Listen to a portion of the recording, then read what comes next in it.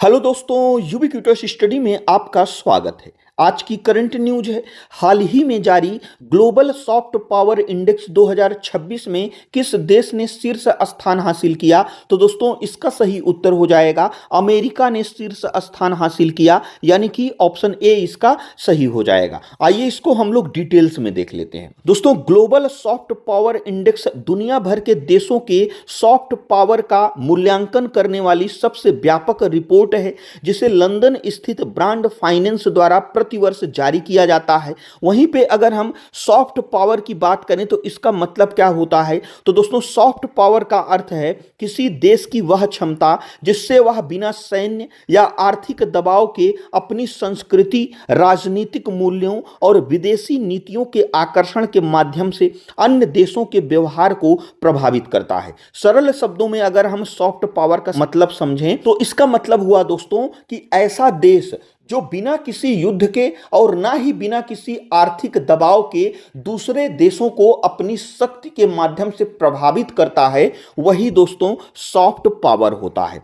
तो इस इंडेक्स में दोस्तों हम लोग मुख्य रैंकिंग वाले जो है देशों की बात कर लेते हैं। तो 2026 की रिपोर्ट में कुल 193 संयुक्त राष्ट्र सदस्य देशों को 55 विभिन्न मानकों पर परखा गया है। कहने का मतलब यह हुआ कि दोस्तों संयुक्त राष्ट्र के जितने भी सदस्य देश हैं उन्हीं सदस्य देशों को इस इंडेक्स में शामिल किया गया है। और इस इंडेक्स में मुख्य रूप से दोस्तों 8 स्तंभ हैं और उन 8 स्तंभों में अलग अलग विषय हैं। तो उन सारे विषयों को मिला लिया जाए तो इसमें दोस्तों 8 स्तंभ में टोटल 55 मानक हैं जिनको परखा गया है सभी देशों में। तो उस हिसाब से जो है इस इंडेक्स को जारी किया गया है। तो इसमें अगर हम शीर्ष 3 देशों के स्थान की बात करें तो अमेरिका 74.9 स्कोर के साथ प्रथम स्थान पर है, लेकिन इसकी प्रतिष्ठा में इस साल भारी गिरावट दर्ज की गई है। वहीं पे अगर हम चीन की बात करें तो 73.5 स्कोर के साथ दूसरे स्थान पर है और उसने प्रतिष्ठा के मामले में पहली बार अमेरिका को पीछे छोड़ दिया है। प्रतिष्ठा के मामले में अमेरिका को पीछे छोड़ा है, इसका कहने का मतलब क्या हुआ?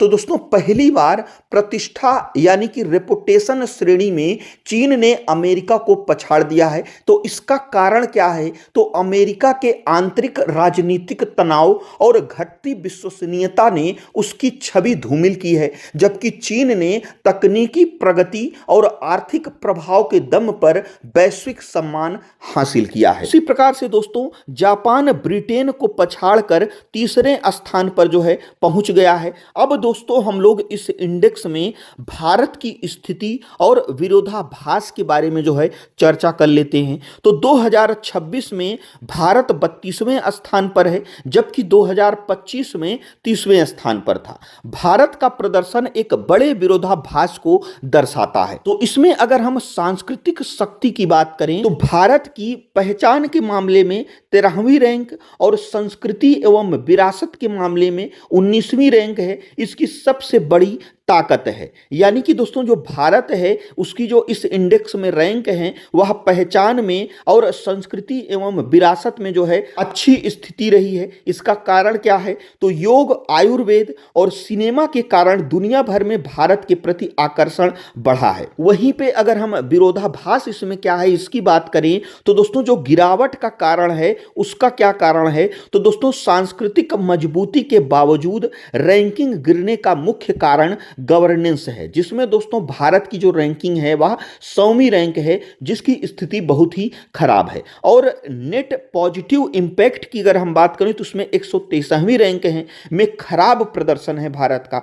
भ्रष्टाचार की धारणा और वैश्विक मुद्दों पर स्पष्ट प्रभाव की कमी भारत के समग्र स्कोर को नीचे खींच रही है। तो इस जो विरोधाभास है दोस्तों इसको जो है हम लोग और अच्छे से समझ लेते हैं। तो विरोधाभास का मतलब यह हुआ, अगर हम इसको सरल शब्दों में समझें तो भारत की जो स्थिति है इस इंडेक्स में कहीं पर दोस्तों भारत जो है अच्छी स्थिति है और कहीं पर भारत की जो है अच्छी स्थिति नहीं है, तो वही विरोधाभास है। इसको हम लोग एक एग्जाम्पल से समझ लेते हैं। तो विरोधाभास का मतलब अगर हम समझें तो इसका मतलब यह हुआ कि एक तरफ दुनिया भारतीय संस्कृति को अपना रही है, जैसे योग, सिनेमा, खान पान, और भारतीय संस्कृति के कारण भारत की सांस्कृतिक जो रैंक है वह 19वीं है, लेकिन उसी देश के शासन मॉडल को खारिज कर रही है, जैसे भ्रष्टाचार और नीतिगत मुद्दों के कारण गवर्नेंस रैंक जो है भारत की वह 100वीं है। कहने का मतलब यह हुआ कि विश्व भर में भारत की लोकप्रियता यानी कि पॉपुलैरिटी तो है,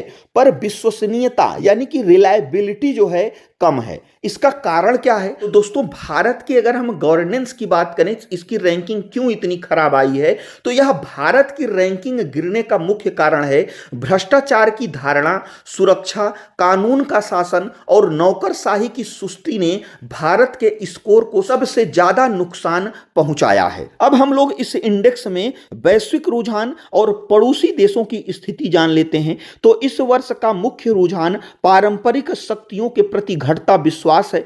पड़ोसी देशों में पाकिस्तान 84वें और श्रीलंका 100वें स्थान पर रहे, जबकि ओशिनिया के देश नारू और किरिबाती सबसे निचले पायदान पर रहे। यह इंडेक्स स्पष्ट करता है कि वर्तमान भू राजनीतिक अस्थिरता के दौर में केवल सांस्कृतिक छवि नहीं बल्कि पारदर्शी शासन और वैश्विक प्रभाव ही किसी देश की असली सॉफ्ट पावर तय करते हैं। ओवरऑल अगर हम इस निष्कर्ष पर पहुंचें तो दोस्तों दक्षिण एशिया में भारत और चीन ही एकमात्र ऐसे देश हैं जो वैश्विक स्तर पर महत्वपूर्ण प्रभाव रखते हैं, जबकि अन्य पड़ोसी देश अपनी आर्थिक और राजनीतिक चुनौतियों के कारण अपनी सांस्कृतिक शक्ति का पूर्ण लाभ नहीं उठा पा रहे हैं। और दोस्तों अगर हम इस इंडेक्स में भारत और चीन की तुलना करें तो आप लोग इस इमेज से जो है भारत और चीन की स्थिति इस इंडेक्स में अच्छे से समझ सकते हैं कि भारत किन किन मामलों में चीन से अभी बहुत पीछे है और इसमें सुधार करने की जरूरत है। और दोस्तों हम लोग बात करें कल की करंट अफेयर्स में, यानी कि 8 फरवरी के करंट अफेयर्स में हम लोगों ने समझा था रूल ऑफ लॉ इंडेक्स के बारे में। तो दोस्तों रूल ऑफ लॉ इंडेक्स और जो आज हम लोग पढ़ रहे हैं सॉफ्ट पावर इंडेक्स, इन दोनों में गहरी समानता है, उसी को हम लोग जो है समझते हैं। तो दोस्तों रूल ऑफ लॉ इंडेक्स एक तकनीकी रिपोर्ट है जो बताती है कि आपके देश की कोर्ट, पुलिस और कानून वास्तव में कैसे काम कर रहे हैं। और वहीं पे अगर हम सॉफ्ट पावर इंडेक्स की बात करें तो यह एक मार्केटिंग रिपोर्ट है जो बताती है कि दुनिया को क्या लगता है कि आपके यहां कानून कैसा काम कर रहा है। तो दोस्तों यह हमारा आज का करंट अफेयर्स था। जो हमारा आज का क्वेश्चन है वह है वर्ल्ड जस्टिस प्रोजेक्ट द्वारा जारी रूल ऑफ लॉ इंडेक्स 2025 में दक्षिण एशियाई क्षेत्र में किस देश ने शीर्ष स्थान प्राप्त किया? तो इसमें से कौन सा ऑप्शन सही है हमें कमेंट बॉक्स में जरूर बताइएगा। और दोस्तों यदि वीडियो यूजफुल लगा हो तो हमारे चैनल को जरूर सब्सक्राइब करिएगा। वीडियो देखने के लिए आपका बहुत बहुत धन्यवाद।